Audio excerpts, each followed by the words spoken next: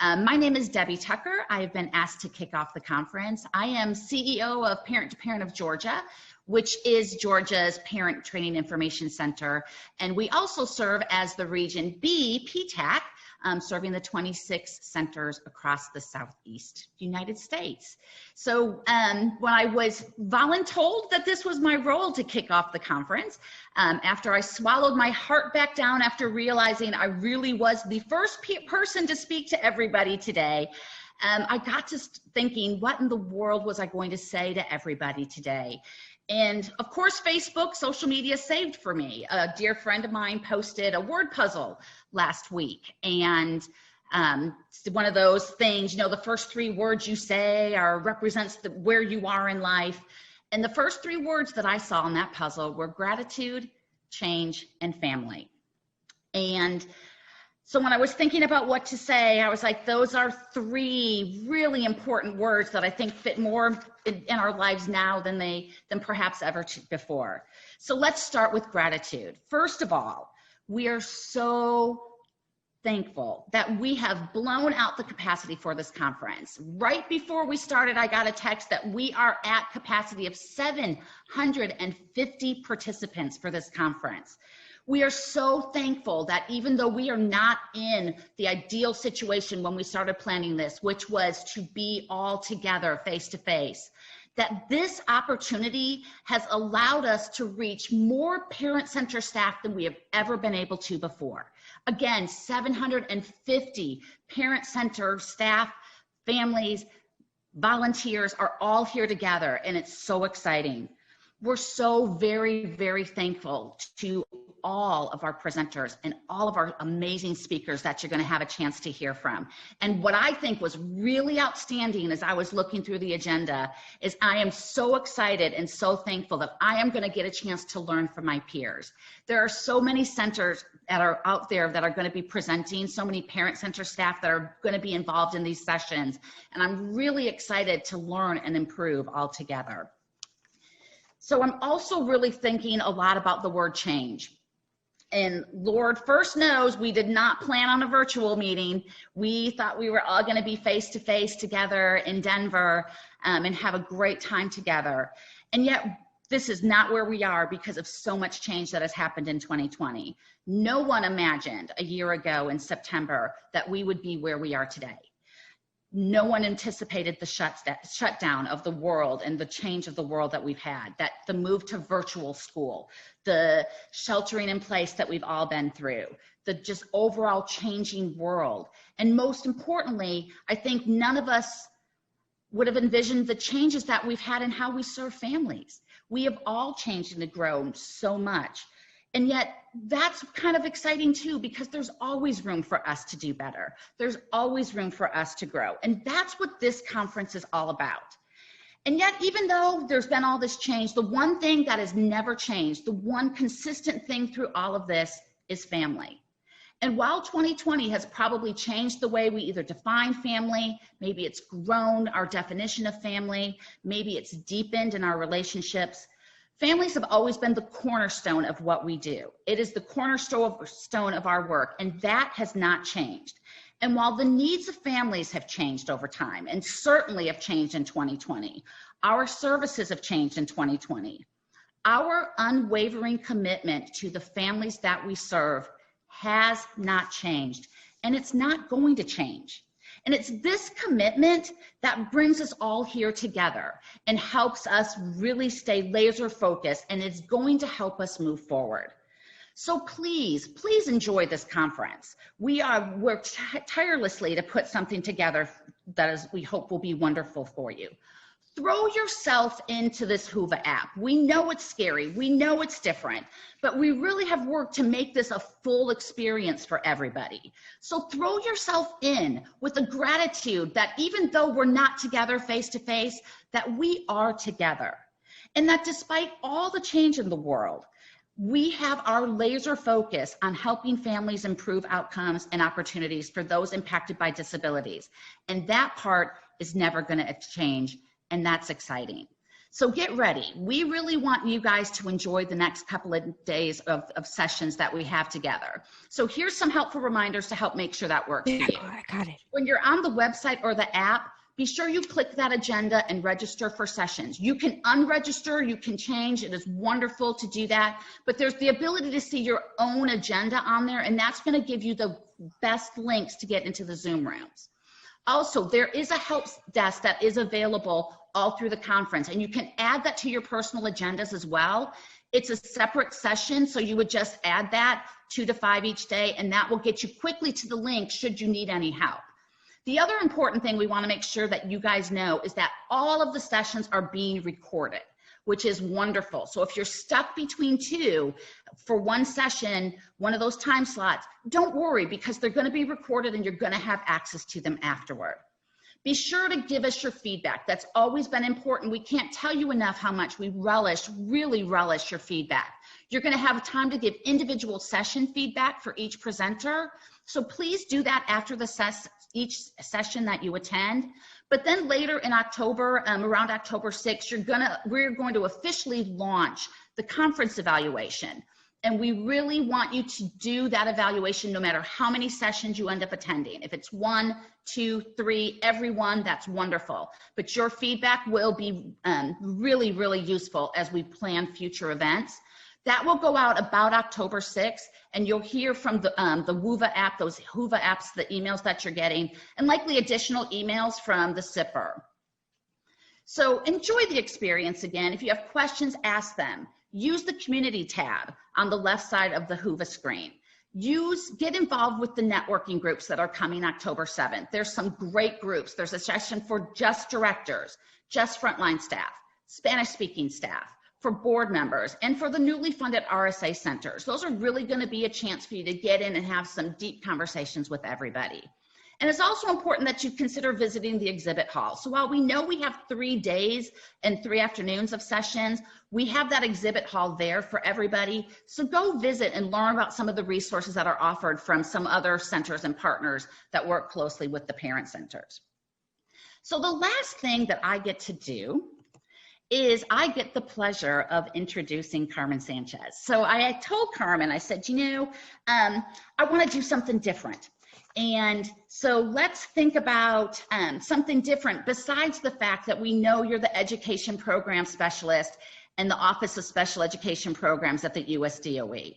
And we know that she's also the program lead for all of the parent center programs, which include the parent training information centers. It includes the CPRCs, our community-based parent resource centers. And it includes national centers that work with parent centers, including the SIPR, the Center for Parent Information and Resources. So, but we wanted to tell you some other things about Carmen. So one of the things that Carmen wanted you to know is that she is the very proud parent of 2 children. Her daughter is a social worker and managed to pull off a wedding during COVID, during the pandemic. I'm sure that was stress-free and provided no family drama whatsoever. She also has a son who has cerebral palsy and went through the early intervention program and special education programs, and now has a college degree, and on top of that, a full-time job, and on top of that, promises that he is going to be out on his own post-pandemic. So there is a lot of excitement going on in the Sanchez household. Carmen also wants everybody to know that she has a wonderful security guard named Tony, who happens to be her happy little puppy. And Tony takes his job very seriously. Carmen is not allowed to be out of a 10-foot perimeter from him. She must stay in that at all times. He takes his guard dog duties very seriously, protecting her from the nefarious people that come to her house, like the postman and the delivery man. And listen, if anybody ventures to venture into her yard, say a deer or a fox, he is on it. And don't think that you have the right to sit by her on the couch, because he will keep you from doing that as well. So we are very, very proud that she is being protected so well during COVID. Now, Carmen would want you guys to know that having everybody work from home has truly been a joy since the pandemic, but she has been told that she can't tell a lie. And Carmen, I think we would all agree with you on that based on our personal experiences. The last thing that Carmen wants you to know is that hands down, she is bound and determined to be one of those COVID stereotypes, that she is learning and growing and expanding her personal self in this time. So she is keeping a sourdough starter, and she has affectionately named it Pookie. And Pookie is producing wonderful bread, way more than any of her family can consume and probably wants anymore at this point. She's also making her own butter. She's making her own yogurt. She's making her own pickles, and she's busy sewing masks for families and neighbors in her community. So the last thing that Carmen says before I turn this over to her is she really wants to give you guys a heads up that if you ever catch her wearing gingham, she desperately wants you to provide an intervention. So be on the lookout for that, and let's be ready to do that. And without further ado, I am going to turn it over to our wonderful friend, colleague, and best advocate, Carmen Sanchez. Welcome all of you to the first National Parent Center Capacity Building Conference that's gone virtual. It's my understanding that there's close to 700 registered applicants, which includes not just the parent centers, but quite a few other OSEP-funded centers and OSEP staff. So I'm really excited about this large turnout. Although I very, very much miss seeing the parent centers in person. I was so looking forward to going to Denver. I'm also really looking forward to these 3 Tuesdays when we can connect and we can learn a great deal from each other. So first of all, on behalf of OSEP and especially the other project officers in the parent program, I want to give out a shout out to Kristen Rhodes and all of Region B, David Emenheiser, and of course Region C, Perry Williams and all of Region D, and of course Region A, who has me as their project officer. I want to thank all of you parent centers, from the very smallest of you community parent resource centers to the very largest of the parent training and information centers, for all your hard work during this historic time. As project officers, we have always known that parent centers have always been value added to the families, professionals, and systems that they have come in contact with, but never more than at this particular moment. Your ability to pivot your work to an all-remote virtual environment has been astonishing, and the families and the youth you serve has been made the better for it. And much can also be said of others in the audience, from OSEP-funded TA centers and my wonderful colleagues at OSEP. The spirit and the way in which our work has continued unabated in spite of the circumstances is a real testament to our commitment and our love for children and families. But you know, it's important that we don't sit on our laurels. There is so much work that needs to be done to make sure that all children and youth with disabilities can flourish in high quality learning and vocational environments with their peers, and that all families know how to best support and advocate for their children and youth. This conference is about building your capacity as parent centers and our capacity as project officers and as OSEP folks, and also even the other TA centers who are here, so that all of us can provide the best services to the families and youth and the services that they need to thrive and improve their lives. This conference, like much of the technical assistance that you receive from your regional PTAC and from SIPR, is built on peer-to-peer support and getting high-quality expert information. So please take advantage of these 3 weeks of learning. Let me also remind you of the wealth of resources to address the historical moment that are available through landing pages on the Parent Center Hub, on the National Center on Systemic Improvement, on the Early Childhood Technical Assistance Center, and a comprehensive centers programs, in addition to the federal resources. I'm going to post links in the chat space for you where you can get to these resources. Let me also acknowledge the added stress that all the PTIs have been under for the past few months, because you wrote applications after COVID hit and you've been waiting for funding and decisions to be made. We know that many of you have already heard from your congressional representatives about the status of your application for the OSEP funded PTIs. I know that you've also heard more officially from RSA, those of you who are funded to receive RSA family centers. OSIP cannot officially comment on individual applicants' status until we issue the grant award notifications, but those notifications will be coming very, very, very soon. So I just want you to know that you will be hearing officially very, very soon, in addition to hearing from your congressional representatives. When you listen to the Acting Assistant Secretary Mark Schultz comments in just a few moments, know that his comments were taped yesterday and we weren't really sure about the status of notifications. So that's what he's referring to when he's asking for your patience during funding decisions. Lastly, let me know that while you professionally, very professionally and ably took care of the families who asked for your help, you were also taking care of your own families. We know that a very large percentage of parent-centered staff are themselves either a parent of a person with a disability, or a youth or an adult with a disability, or a sibling or a grandparent of a person with disability. Every family has struggled during COVID, but you too had to make sure that your family members with disabilities got their schooling or their vocational program functioning somehow, some way during this time, and that they were safe and that they were healthy. All of us have struggled one way or another with our own well-being during this historical moment, and staying connected with our families and communities has been a struggle. Debbie mentioned my daughter got married, but she got married by themselves because we could not travel to where they were getting married. We had to participate virtually. So it's been hard for everyone. So I admire everything that you have done, and that you did what you needed to do and for yourself and your families. But I also urge you to take care of yourself and take care of your own physical and emotional health.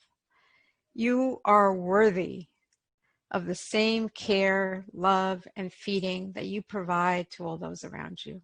And never forget that. Keep that in mind, because we certainly know that you need to take care of yourselves.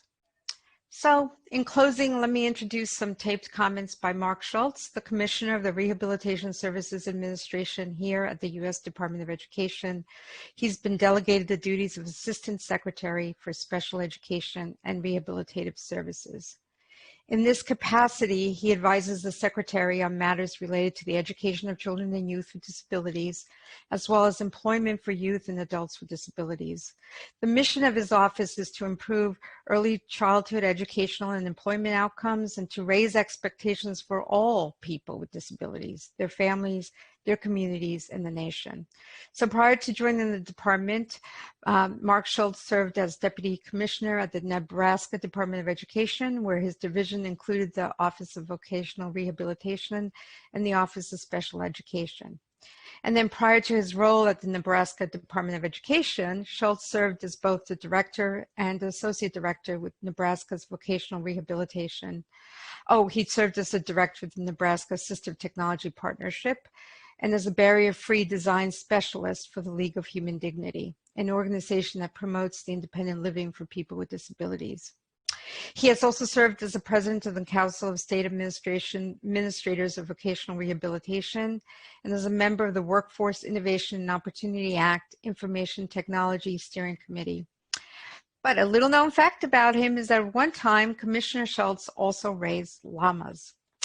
And he wants you to know that he learned his negotiating skills at his parents' dinner table as the oldest of 8 and the only boy in the family. So let me turn the conference over now to his recorded message. And again, I hope you all have a wonderful 3 weeks, and I look forward to interacting with many of you. Thank you again. I'd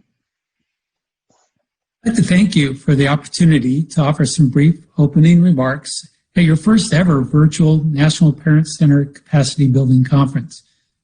I understand there are staff from 96 OSIP-funded parent training and information centers and community parent resource centers from all 50 states and the U.S. territories, and you're all participating today, so thank you.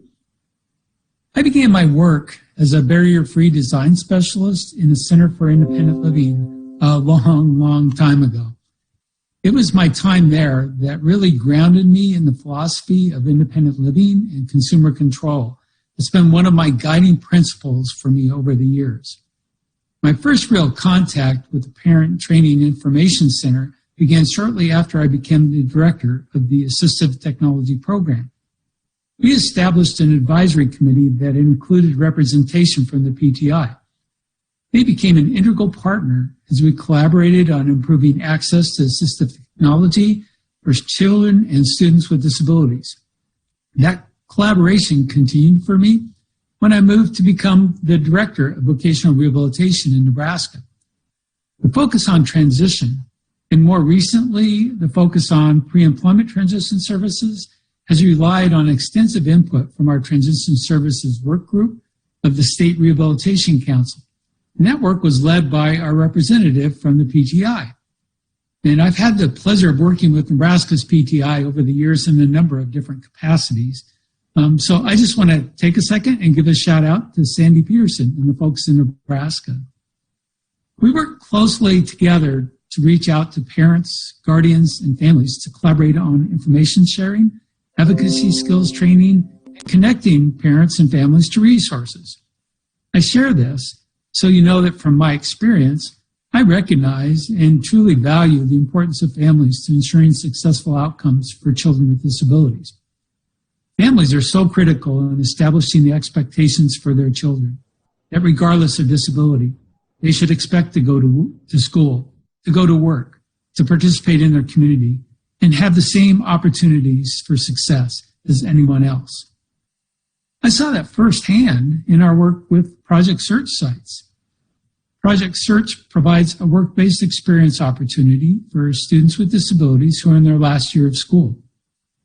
Students spend the first hour in a classroom setting and the rest of the day working at a business in one of 3 different types of jobs that rotate during the school year. What I saw was the changing expectations students had for themselves as they experienced work, the changing expectations of their families, and the changing expectations of their coworkers. The value of these work experiences can't be underestimated because their value and impact touched all involved. I also recognize the importance of parent centers in training, supporting, and connecting families and developing family leaders.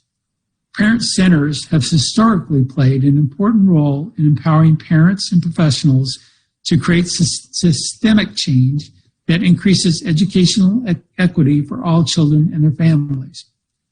Parent centers have also historically played an important role in ensuring that parents can effectively partner with professionals in making decisions for infants, toddlers, children and youth, and young adults with disabilities.